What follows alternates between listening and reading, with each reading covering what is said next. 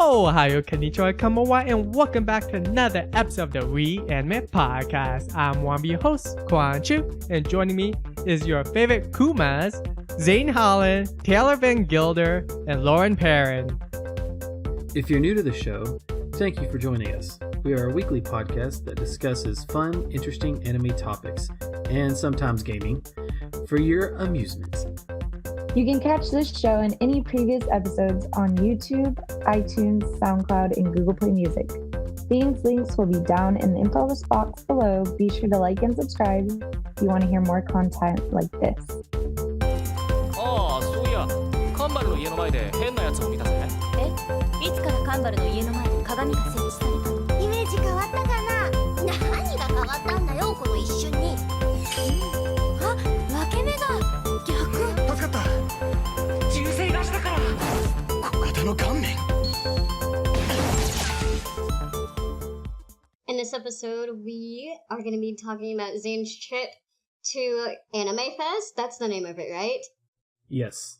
And we're going to be talking about some live-action anime movies and what we want to see. But first, I'm very interested to hear what Zane has to say about his little trip that he took. Friday, you only went one day, right? No, I went Friday and Saturday. Oh, you went 2 days? Tell us. I was gonna do all 4, but I only ended up doing 2. Oh. So doing all 4 is a lot of work. Thanks did well, yeah. My legs were pretty. That's a lot. There's a lot of line standing. I'll have to admit that. A lot of standing in lines at cons.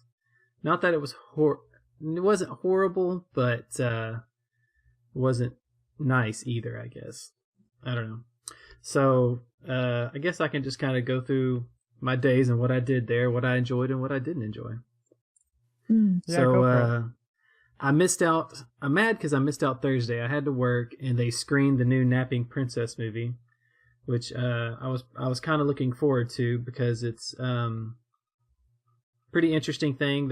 I did go to a panel about it, and they're trying to get the younger generation in Japan, is what they were saying, interested in animating because a lot of them are losing interest in it. What? So what they did instead of they said that I guess because of the pay and stuff like that, like the younger generation of Japanese kids are not wanting to do anime.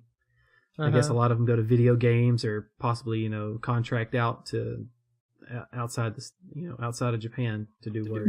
Yeah. But so what they did to try and draw in is they made this movie, and instead of doing everything on paper and pencil, which apparently is still 90% of everything in Japan is still done just paper and pencil, because that's the old way and hasn't ever changed. So they did everything on iPads and laptops and stuff like that. They did all of it computer. It's still hand drawn animation. It's not CG technically, but all the artwork is done on a tablet basically. And I can't remember what app he said they used. It was like TV Premiere or TV something. I can't remember what he said he called it, but it might be some kind of custom app for that. Possibly just for them. Kenji Kamiyama was the one that was talking about that. He's pretty famous for doing Ghost in the Shell, Standalone Complex, and Guardians of the Moribito, Guardian of the Sacred Spirit, which I both like both of those.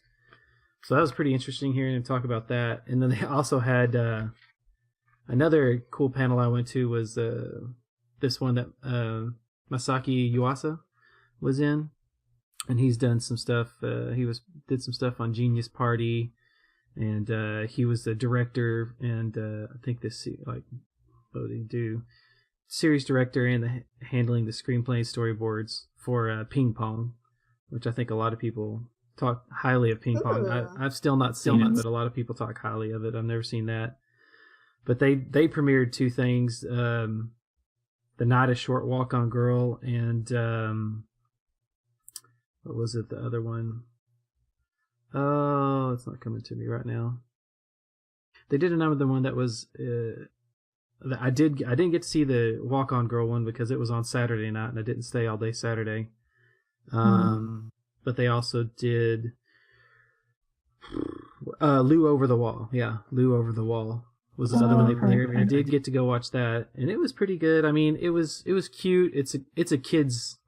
And he said it in the panel and before the movie, like it was more geared for wanting to get young, for young kids, like 8-year-olds and stuff like that. It was a kids movie, but it was still pretty cool, and it was interesting to watch because both of those movies. I went to the panel where they were talking about how they do their stuff, that they're trying to use a lot of computers to process their animation. I guess it's still like what they do is they use Flash, like it was done with Flash animation, both of these movies. So they did a lot of stuff where they draw out, like, I guess it's almost like in CG, I think, in the Western style, when they do things and it can predict movements for them. So you don't have to map out do every animation. You do your 2 main animations and it maps out the in-betweens. So there's less in-between work. There's less in-between animation that they have to do, I guess. They still have to put some in, but 60% has to be done as to what they used to be done, and it'll predict the in-between part. And it was kind of neat. It was, there's smaller lines, clearer lines. They said that was just for the character animation, though all the backgrounds and everything else is still hand-drawn like normally. And they said it was really, really hard to get people to work with them, because it's like nobody wants to do that. Nobody trusts it. They said that was pretty difficult to get done. But it turned out okay. The characters, I mean, you could definitely tell it was done with Flash, the characters, because they were just they were really flat, is I guess how I would describe it. There wasn't a lot of texture. Dimension. There wasn't a lot of texture and depth to the characters. And he said in the panel that he took some of his creative, inspiration from Tex Avery in America, and you could see it. You could see it in the animation, like it looks like an old Bugs Bunny cartoon from the 60s or 70s. The way that the animation looked. So, but it was still pretty good. It was an interesting little movie about mermaids and stuff. So it was kind of a neat little movie. So those are both really good. The very first panel I went to though was with one of the animators that's worked with worked for Ghibli a bunch and worked under Mai Miyazaki a lot, and it was with Susan. Can't remember her name off the top of my head, but she's like this lady that does a lot of books. She's written a couple books on Ghibli and Miyazaki. And that was if you're into any Ghibli films, it was a really interesting panel to go to, because she just sit there and asked. It's Atsuka Tanaka, which she's just been an animator with Ghibli for a long time and worked on a lot of stuff. She's even worked with Shinkai recently. I think she worked on with him in a couple movies. But she was part of Lupin III, The Castle of Cagliostro, My Neighbor Totoro, Kiki's Delivery Service, Porco Rosso, Princess Mononoke, Spirited Away, Howl's Moving Castle, Cliff by the Sea, The Wind Rises, basically all of it. A lot of big titles there. She was also she worked on Summer Wars, The Boy and the Beast, and Your Name. And she worked in Space Dandy as well. Dang. What an icon. Yeah, she's done a lot. She's been around for a long time. And it was really cool because they just told some stories about Miyazaki and some of the history of Ghibli a little bit. It was just interesting stuff to learn about. But then she had a bunch of old photographs from back in the 60s and 70s, I guess, maybe 70s and 80s time frame of just pictures of Miyazaki and all the Ghibli people when they were really young. She showed a bunch of those. Aww. They were pretty cool to see. And it was funny because she was I got a question in and I asked her what the hardest thing she ever had to animate, and she said the big and all the crazy action scenes and all that big animations, or she said are not actually what's hard to animate. She said the hardest thing for her to animate that she thinks is serious expressions, like the expressions and faces, to get them right and for people to express emotion correctly, I guess. And it's something that those movies I think do very well. They're known for having nailing the expressions and all that kind of shit down. Oh, that's so cool. And she said if you've ever seen The Wind Rises, she said I think it's Nago, I think, the girl in it. she said that's like one of the hardest she's ever had to do. And she just told a cool story about how she would like she would do stuff and then Miyazaki would correct it afterwards. And she's like, and if anybody asked a question about Miyazaki, and she's like, well, if Miyazaki said it, then it's right. That's what she would say. But she was really cute. I ended up going to a different panel later where it was all the good, like a lot of the animators that were there, that they had all the Japanese animators and directors and stuff that they had that were at the con. They did like, I think it was 8 of them got up in a row and they did a line drawing type thing.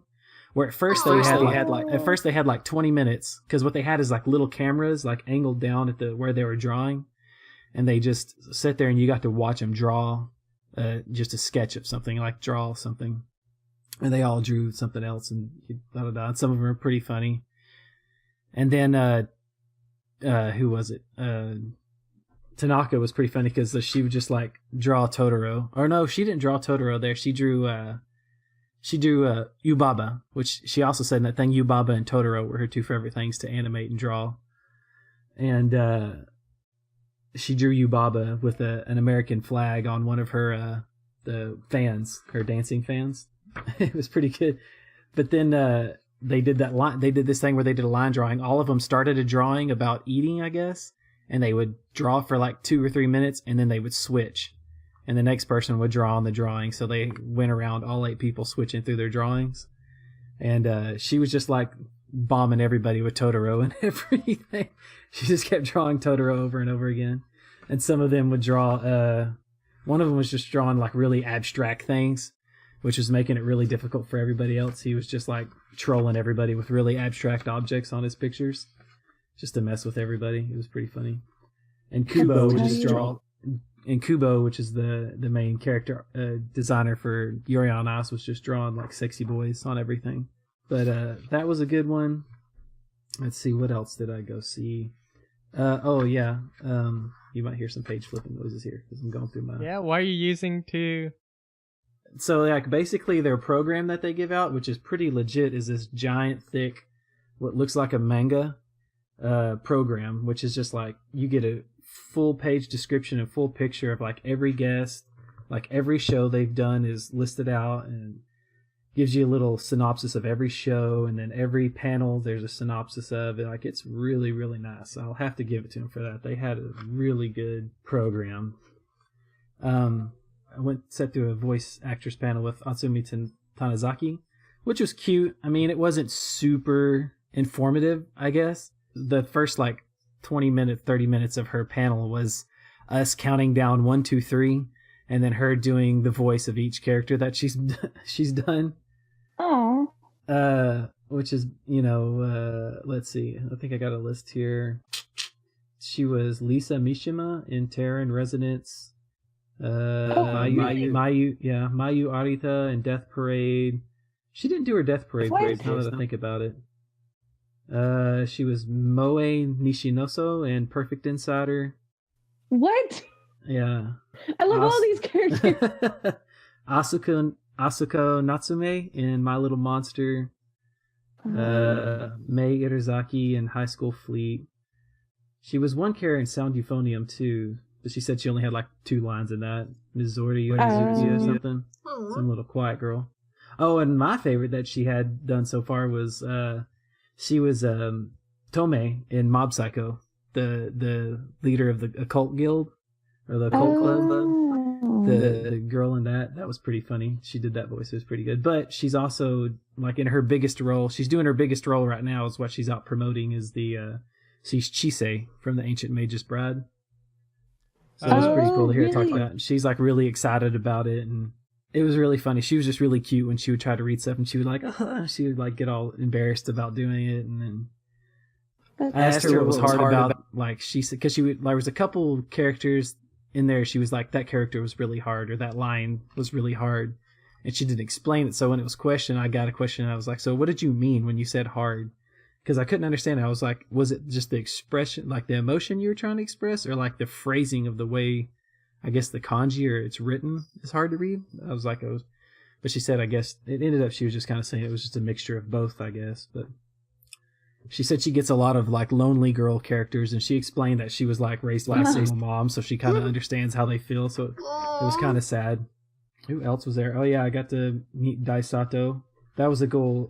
So I sat through the Making of Samurai Champloo panel with Daisato, who was the screenwriter.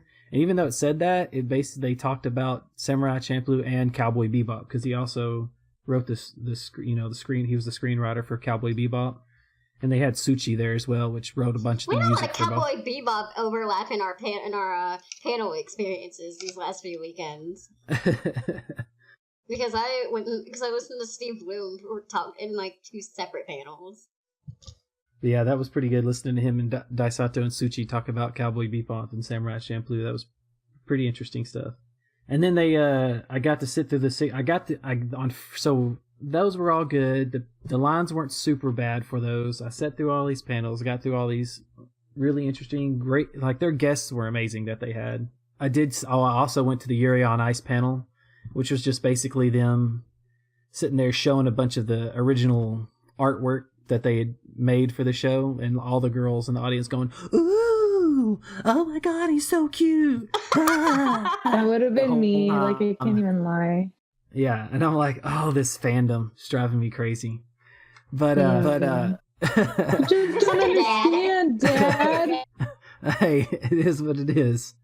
But it was funny too, because they each kind of showed something else they were working on. And Sayu Yamamoto at the beginning, she's like, I don't have anything new currently coming out right now, but I brought this to show you. And what she showed was the opening for Virgin Souls, The Rage of Bahamut, which she did. Like, she does a lot of, she's like done a bunch of amazing openings, like the new opening for that, which is like super hardcore, heavy, like rock beats. And then it's like just really dark. Like, have you ever seen the original opening to Psycho Pass?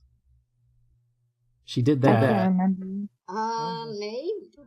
Well, it's kind of similar to that style, but she was saying she's like, I actually really enjoy doing stuff with like action-y, with people fighting with swords and stuff like that. So I was like, ooh, maybe someday she'll do like a really cool fantasy show or something, because everything she does is amazing. So this is the thing that drove me crazy though. So Friday, I show up and I see all these chairs sitting out, and I'm like, I didn't realize, I just thought it was an area to sit, and there was plenty of open space when I got there early on Friday. And I was like, whatever, I'm going to go to some panels, because the signature weren't starting till 2:30.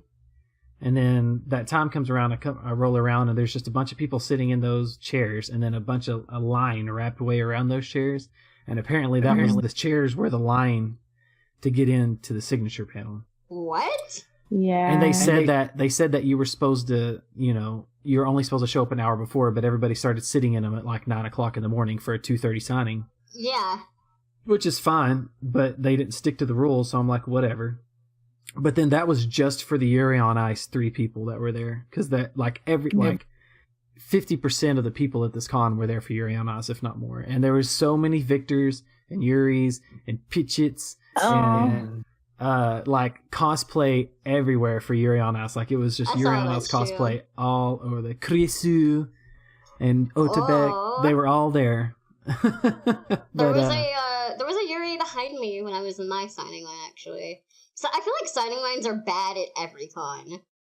Like, I keep hearing like worst stories about like autograph lines. It just could have been done. It could have been handled better. Like, honestly, the way it went Friday, I was fine with. I was like, okay, so it's just going to be first come, first serve. So if you really want a signature, get here early. You're going to have to sit for like 3 hours if you want a signature. I was like, fine. So Saturday I showed it. Well, anyways, rewind a second. So Friday they're doing that, but then they had like for all those other really great Japanese guests they had a separate line that was just Japanese guests that aren't Yuri on Ice guests. So I ended up going to that line, because I'm like, there's no way I'm getting in through this line. And I got through that line, and I got all their signatures on all these big posters that they were giving out for free. And your posters were free? Yeah, they gave out posters for all the movies. That's fucking.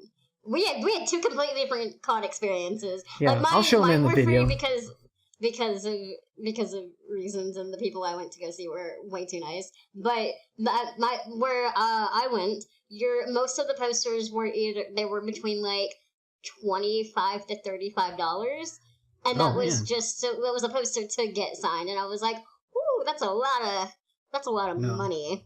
That's what I say back. Did you have VIP like lines for your signings? No, because ours were done really. There was like the separate lines, but then they would be like, if you're only here to see like one specific person, go ahead and get your signing. And I was like, that's bullshit. Like, what's the point of having the line if like you're not even gonna like properly stick to it? Like, you're just gonna be pulling separate people out and be like, you're here to see so and so, then just go ahead and get your sign. And so like, well, I think that's better. Like, that's a lot better because more people can get stuff signed. If there's like 12 people doing signatures, you don't want to sit in a line that's waiting for all, because there's only like an hour and a half to get all these people through. It's like if somebody just wants, like, that's the thing that drove me crazy. That's true. But like Friday, it was really good. I got all these signatures from Daisato and Suchi and like all the people that did the Napping Princess, like. And they were part of all these other great shows. I got all their signature on poster, and like, I think his name's Toyama, which he's done, like, he's been part of, he did some stuff for Big Hero 6. Yeah, Koyama, Shigeto Koyama. But he did like Gunbuster and Diebuster and Gurren Lagann, Eureka 7, Evangelion. You got some big names there. Y'all got some good ass Japanese guests. He does mechanical designs for all those. And like when they did their live drawing, he drew this big crazy robot, and it was pretty cool. But he was doing like every once, like some of them were like drawing little pictures. They kind of like, they do a little picture for their name, like a little dog or something like that. And every once in a while he would draw something. He would like do a little caricature of you with his signature. So like a guy like two or three in front of me had like this big beard. So he drew him with his hat and a beard on. It was pretty cool.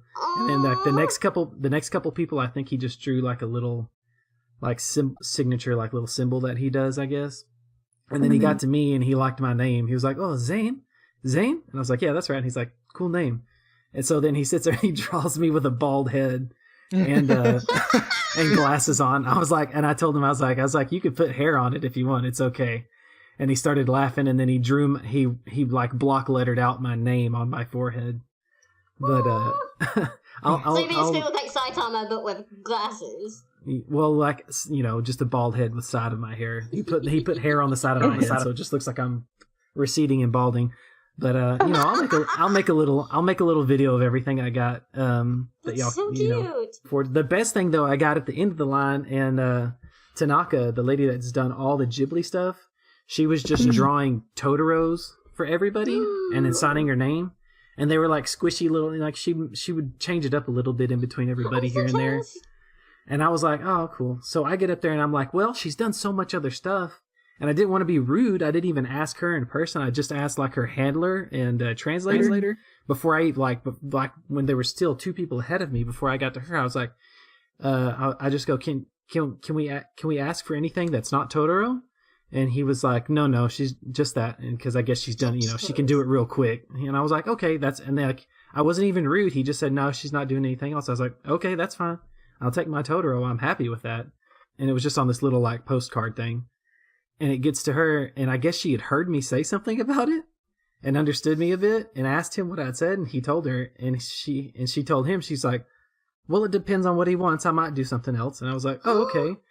And I was like, well, can you do Lupin or Fujiko? And she goes, oh, Fujiko? She was like, yeah.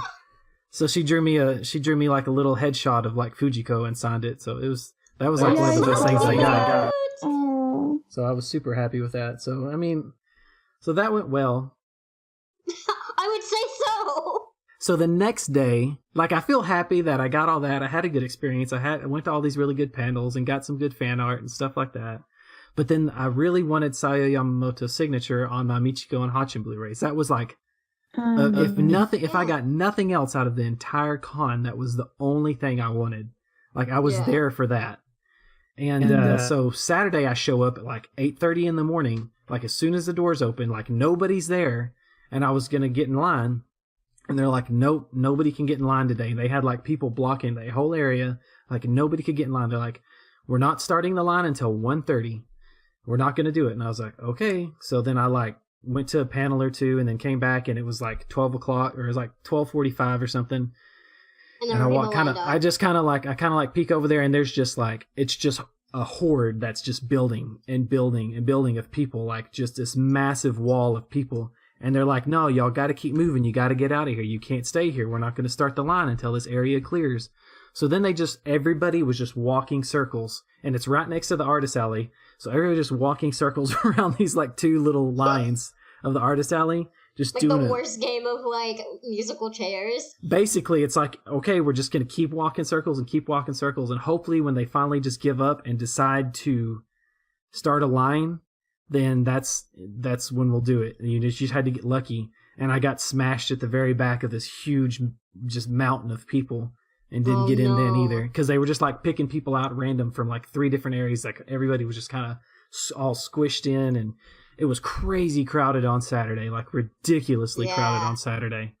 Like there was like no room to move. There was no room to move anywhere.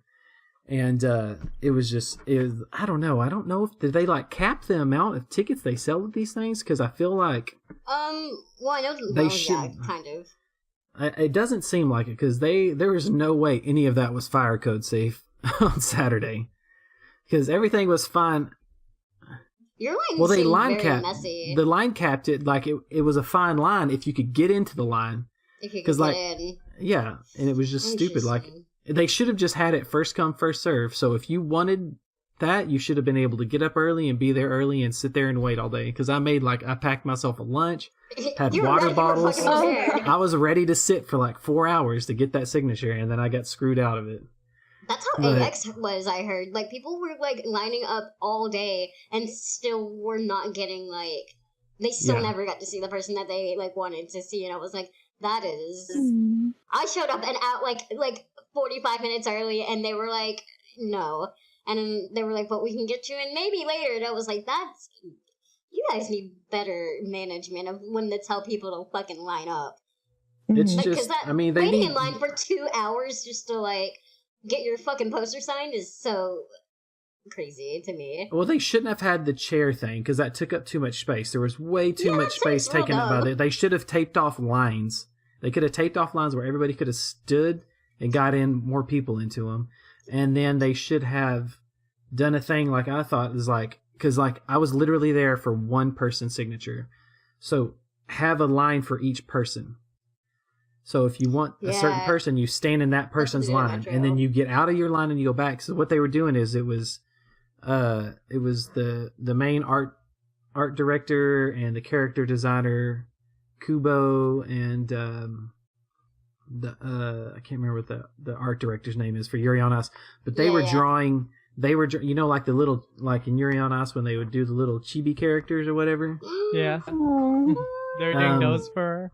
They were doing those characters, like you got to pick 2 characters from the show that you liked, and they were drawing them, and I think Tadashi Hiramatsu, I think they would draw one of each of those. Like Kubo would draw one, and he would draw one, like one of the 2 that you liked, and they do their signature, and then you'd go over to Sayo Yamamoto, and she would do her signature, and that's what was taking forever, and that it was cool and all, but if you want, like, they should have split those 3 up to where if you wanted to go through and get one character from one of them, that's who you could get, and then you could go to get back in the back of the line for the next one and get that one, and then get back in the back of the line for the other one and get that. Yeah. Because I heard there was a lot of people on Saturday that were just like, weren't even getting Sayo Yamamoto's autograph. They were just getting their little characters drawn for them. I was like, man, this is bullshit because I don't even want theirs. I just wanted Sayamamoto's autograph. Like, I just want to go straight to her, get that. I don't even have to talk to her. I don't need anything. Just let me have the autograph. And it's just like, oh, I was so mad, so pissed off about that. So then I just pieced out after that, and I didn't go back. I'm sorry. Oh well. I mean, it was good. Everything else was really good overall. It was just that truly really pissed me off. Signings are truly the Hunger Games of fucking conventions. You either get there 3 hours early and hope for the best, or you die. Maybe they'll bring them back next year, and I can just, I kept telling everybody, let's just rage and charge everything so that they cancel it and nobody gets anything. It's like if we just all push and then piss everybody off, they'll just they'll just cancel the signing and nobody will get anything. Screw everybody if I can't have it. Dad, please. I mean, I was kind of a little happy because it was about to get, supposedly it was going to be, could have gotten a little scary that afternoon because like at 6 or 7 o'clock that afternoon, they were having a big, big event? A big rally. No, they were having a big protest rally just down the road. So that could have gotten dicey. I don't know. I didn't hear anything about it on the news, so I guess it was fine. Guess it was fine. Yeah. The only kind of protesting we had at mine was a singular guy with a megaphone like attached to his like chest or whatever, and he was yelling about how anime is the devil, and I was like, all right, you're having fun in this hot Tampa sun, aren't you? Just like trying to get your message across that nobody cares about. Yeah, there was some really good cosplay though. There was some really good. I saw a really good Konosuba Megumin, and there was some. The Little Witch Academia girls, there was Susie and all of them were there. There was a group of them, and there were some really, really good Yuri on Ice cosplays that were pretty legit. So there was some pretty good stuff there. I saw a really good. I didn't see any frappies I was upset about, but I saw I saw tons of Bakugos at mine. There was plenty of Bakugos and. But because just wearing the sports, the workout uniform, it's easy to cosplay that. It's easier. I'm not trying to down them anything. It's an easier costume to make. But so there was one girl that went full out and did urarakas, like full costume, pink and black costume, like fluffed out calves and boots and everything. It was pretty legit too. That was a good one. But it was fun. I saw. There was a whole family of the whole Dragon Maid family was there too. They had a pretty good one. Oh, I think I saw a couple There was of a those group of too, three. yeah. There was a group of 3 that did all Dragon Maid. That was pretty good. But I don't know. That was my Anime Fest experience. So Did you see a ton take it or of leave Persona it. 5 cosplayers at yours? Not Because really. mine was full of Persona 5. There honestly, I'll have to give that to Anime Fest because that's one thing that I know you're a capital G gamer, but I'm not. So it bugs me to go to an anime con and people are like, A-con was like this, where like 50% of the people, if not more, were cosplaying Overwatch. video games. I'm like, well, this is not a video game. It's for anime, so cosplay anime. Don't cosplay video game characters. But Persona 5, I can handle Persona 5 because that's has an anime and it's based around. It looks anime.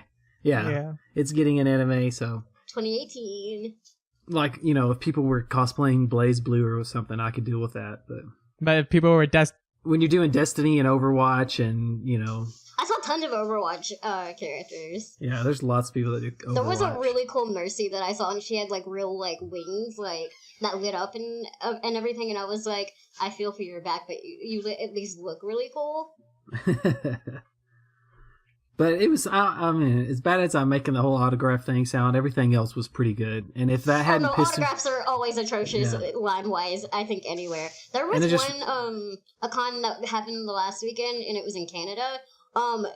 Their signings were in a parking garage, and I was like, that is bad. I'm down for that. Just get it really hot so it scares people off. You got to be able to handle the heat. That easily. It's all. Hey, all those people's in those big thick cosplays aren't going to stand in that line. Literally, it's like 100 degrees outside. I was not about to do a big old heavy cosplay in the middle of Tampa, and it was like 90 degrees the whole time. I was like, no, not me, not today. But it was honestly like, I'll give it to him. Like everything else was really, really good. The panels were really good. The guests were amazing. There just needed to be a bigger space for the autograph session. They needed to have a longer autograph session.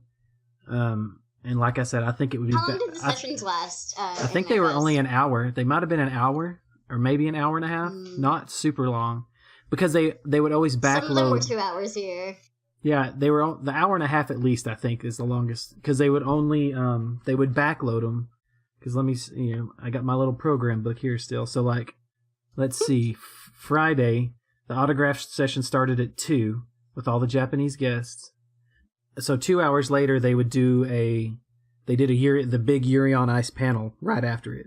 So they would backload it. They were only spacing it out 2 hours, and I think they would leave like 30 minutes before that to get ready for their panel. Did you have like a lot of line troubles getting into panels? Not horribly. I mean, they were pretty long, but most of the panel rooms were pretty big. Yeah, ours had like 200 people at all times, and we never needed that much room. Yeah. Although I guess if we had Yuri on Ice, we may have needed them. Well, there was the big main events room that had like probably like seating for like 400 people or something probably in it. It was pretty big. The first Yuri on Ice panel I went to, it filled up almost over half of it, I would say. Wow. I never had a room fill up like at all. That line was the biggest line. Otherwise, all the panels that I went to that I really enjoyed, you could have not waited in line and still got in. You just would have been a little further away from the stage. But if you showed up like 20 or 30 minutes early, you'd be front row seating, you know? You only had to wait like 20 or 30 minutes if you wanted to be up at the front of the, right in front of them. Yeah, that's how, which isn't horrible. It was at Metro too. Yeah. I think at one point I even like was the beginning of a line because I had so many problems when I went to NDK getting into panels, and I was like, I'm gonna be super early, and I was way too fucking early to even get in, and I was like, I guess this is the start of the line. Guess we're gonna be waiting here for like 45 minutes just in case. You know what? I do have another thing that was pretty ridiculous. The way they have their panel room set up, they had the main events room. Okay, which is the big, huge room that they do all their shows and premieres and like their big, huge panels in. And then on the outsides of those, like you had that a big square, basically a big rectangle where you have a big square in the middle and then 4 squares on each end of the rectangle were your panel rooms. And they're only, they're blocked. There's not like a real wall in between there. It's just like this thin top wall that just breaks all the rooms apart.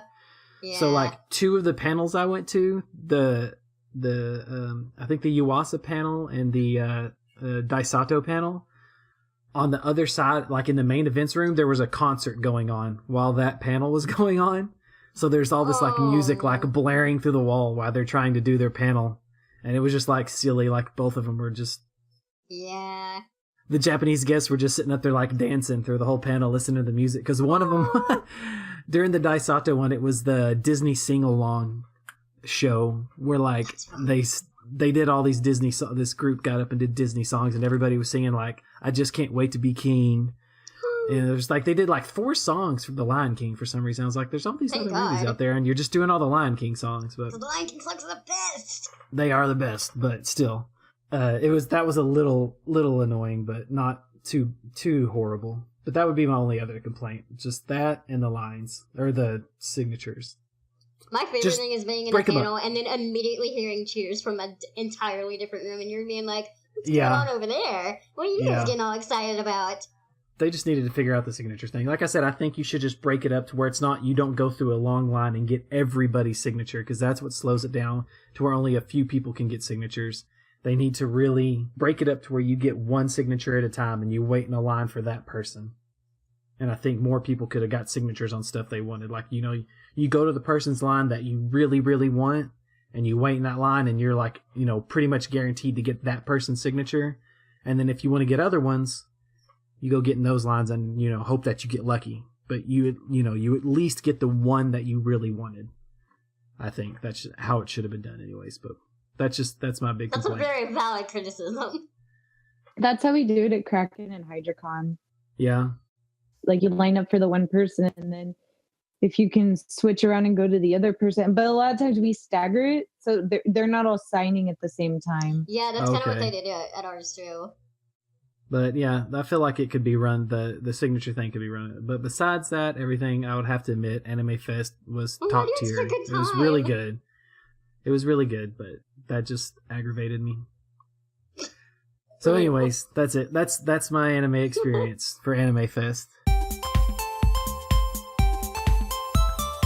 So, recently, Lionsgate has plans, I think that they talked about this like a long time ago, but Lionsgate had plans to do a live action of our dear, close to our anime hearts, Naruto. And I guess they're looking for rewrites because maybe because they want it to be good, and I'm guessing that it was not going to be good based on this. Control did a little bitty article on it and basically talked about how they're still moving forward with it, and that the development for the project is John and Erie Tober. I have no idea who these people are. They're known for their take on something. It's a comic called Red by Warren Willis, and they've been ones to tap to do the little rewrite for the movie, I guess. The guys that wrote the movie script for Red, is that? Yes, have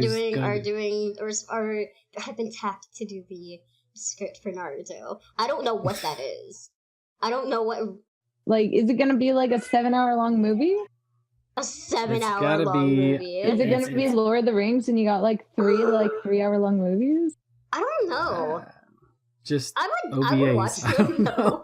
Here's the thing, I would watch them. But with all of these live action, you know, like we've gotten Ghost in the Shell, and we're about to get, as of recording, Death Note very, very soon. And we're gonna get Cowboy Bebop, aren't we? Yes, we are. I'm actually really excited about that. Wait, it's for real? Funny. I thought so. Isn't it for real? Yeah, it's for real. When I was in the line to get Daisato's signature, because the guy that was standing in front of me, which I was talking to them for a little bit, he was in full on Spike cosplay because he's a big Cowboy Bebop fan. Daisato, because he got Daisato and Tsuchi's autograph on a wall scroll of Cowboy Bebop. And I need to watch Cowboy Bebop. I've actually never seen it. Oh my god! Okay, bye. I'm done with this podcast. I'm sorry. Hey, look, it's on my list of plans. I'm watching Your Lie in April this week, and then Cowboy Bebop is next because it's all on Hulu. I wish we were sponsored by Hulu so that I could keep saying it and then we get paid for it. Because this is the third time I've mentioned them, I think. Hulu has a good anime selection, guys. Go watch it. Watch anime on an anime podcast. That's the goal. But anyways. No, but he asked the guy, I was standing right next to him, he asked kind of me and the guys that were standing around me, he goes, he asked us what we thought about a live action adaptation of Cowboy Bebop, and we were both like, it's like, we'll see. We've been let down too many times before to get our hopes up. It lends itself to being a good live action. It could, and it's kind of Western based, right? Like it's not it's very set in Japanese culture. It's more of it's a very Western sci-fi cowboy type show. I feel like it could not be a total fuck up, maybe for once. Yeah. And that pissed me off. I was in his panel. I wanted to ask him. I wanted to pose that question to him because he didn't really tell us what he thought. I was going to ask him. I was like, "What do you think? Do you think they should come to you and ask you about the script since you were the screenwriter for Cowboy Bebop, or is that kind of a slap in the face not to ask you?" That's true. But I didn't. I didn't get up and ask it. I should have thought. I didn't think about it till after the line had already formed and it was a huge line. I was like, I'm not getting up now. I'm not doing that. Nope. We have that coming up. Oh, and then the Fullmetal Alchemist movie, which I actually think is really good. People have not been thinking that. I think it looks real good. And I like the CGI that they've done on Alphonse. I think it actually looks very decent, considering Japanese CGI it tends to kind of not look great, at least in the last few movies that we've seen, like Attack on Titan. But it's really good, so I'm real excited. That budget though. But we were thinking, what anime would we want to see in a perfect world? What would be Damn, Lord, you see the budgets on that? Our perfect anime. Our perfect anime for a live action. I think Naruto could actually be kind of decent though. Like I know we're getting it, but I actually feel like it's just going to be another Dragon Ball. It's going to be another Dragon Ball fiasco. Yes, Nothing it is. Will ever be as bad as that. Trust me, don't put it past anybody. It could be just as bad as that. I'm a little worried too. I'm a little worried. Mostly, I'm just worried about Sakura. I don't want them to ruin her. No! Oh god, I didn't think about that. I don't want them to turn it into like a big trope thing. Yeah. To where it's like, which is basically how people tend to view characters anyway, where it's like, Naruto is the real dumb one, and Sakura is like the dumb one that's kind of useless, and then Sasuke is like over here being an edgelord, and then that's the movie. I don't want to see that. That's not the movie I want to see. I want to see a perfect Naruto movie. That's the problem. Is like the way the manga and anime are. The way that things work in Japan with that is like it took 100 episodes to really, or at least like 60 episodes to really understand the original Naruto. So I'm not sure. Are they doing original Naruto or are they going to do Shippuden? I mean, it's looking like it's original Naruto. So it could be a case of Last Airbender. Exactly. But this is Perfect World. In Perfect World, I would want to see a really good Naruto movie. Like yeah. Okay. We're doing a Perfect World. A really well done one, yeah. Okay. Well, good luck with that. Perfect World. I think, I know we just got our... I don't actually know if a live action exists of it, but since we did just get the movie, like the anime movie for it, I think A Silent Voice could be a really good live action. Oh, it would be. Yeah. It'd be so like good. something... Yeah, things like that could be done live action. That's what I think. Like, something very slice of life. Like really, like I just watched like Wolf Children. Like that show is like I love that movie so much. Yeah, that's like a kick in the nuts to your feels, but it was really good. But something like that could be done in live action, or you could do a free. I mean, it wasn't really that good. It was just pretty boys swimming with a little bit of story to it. A free live action movie would be so fucking good. You just gotta get a bunch of hot. You just need a bunch of hot guys with shirts off. No, Channing Tatum would be Makoto. No, and you know that. Who would Zac Efron be? Because you know he has to have his abs. Zac Efron would be the blonde. What's his name again? Nagisa? Yeah. So is The Rock gonna be the coach? Holy shit! Please, yes. Who plays Gon? Who's our cute girl? That's really thirsty. Emma Stone. Emma Stone's gonna be your thirsty girl. Bella Thorne. That's perfect. Who's that? That's a really good one. I don't know that. That's a good one, Lauren.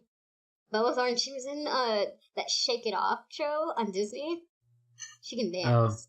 Oh, okay. And that's really all I know about her. The redheaded one? Yeah. Okay. The one that's not Zendaya. Yeah, the one that's not Zendaya. Yeah. The one that's not Zendaya. All right. So, Lauren, what would your perfect movie or live action series and or movie be? I would love to see Utena so bad. We said Utena is a CW show, right? That was our specific. Utena is way darker than the CW. I don't know. I would want to see an HBO one just because for that budget for the backgrounds and stuff. For the ladder. Yes. Yeah, they gotta replicate the whole academy. Can you imagine a really in that same line like a Sailor Moon, like a live action Sailor Moon done in like a gritty HBO style? Oh hell yeah! I've got the perfect show. I think that I would love to see like a Showtime or an HBO do with a good budget and make it kind of dark and look really good and be really good. Mine would be Death Parade. I think that could make a really good live action series, like 1 hour long, episodes. Transfer over well. Yeah, and it would be good because it would be one of those things that you could take that concept, and if you had a good screenwriter, like you could do the same kind of concept, but you could still change up like all the people, like all the stories of the people that they did. You could make it totally different than the original anime, and not just copycat. Can you imagine how fucked up like a Berserk show would be on HBO? Like a really, just like really, like we immediately go to gritty. I think when we think of HBO, just like really fucking violent and like really like disgustingly. I think we were talking about this earlier. We said Tokyo Ghoul as well. Yeah, which would be interesting. I don't know if I want to see that though. I don't know if I need that in my life. You don't want to see real people getting eaten? It's just okay if they're animated? No, not really. I want a Kuroko no Basuke. I want a Kuroko no Basuke TV show, and it would have to be on the CW because it had or like ABC Family. Yeah. No, ABC. I'm sorry. That channel doesn't exist anymore. What's it called now? Oh, Freeform. Yeah, 3, 4. I want it on like a I want it to be like a teen drama. Yeah, it's gotta take the spot of Pretty Little Liars, Pretty Little Basketball. Pretty Little Basketball Players. Pretty Little Basketball. Perfect. I mean, that's what Kuroko no Basket is about, basically. Yeah. Well, alrighty, guys, that about does it.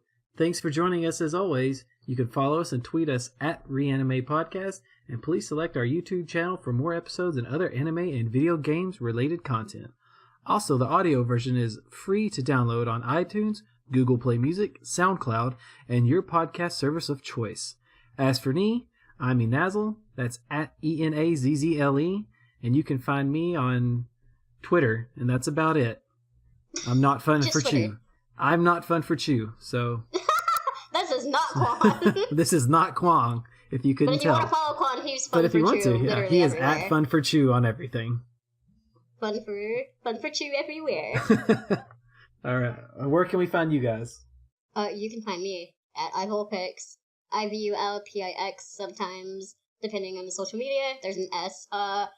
My Metrocon video should be going up this week.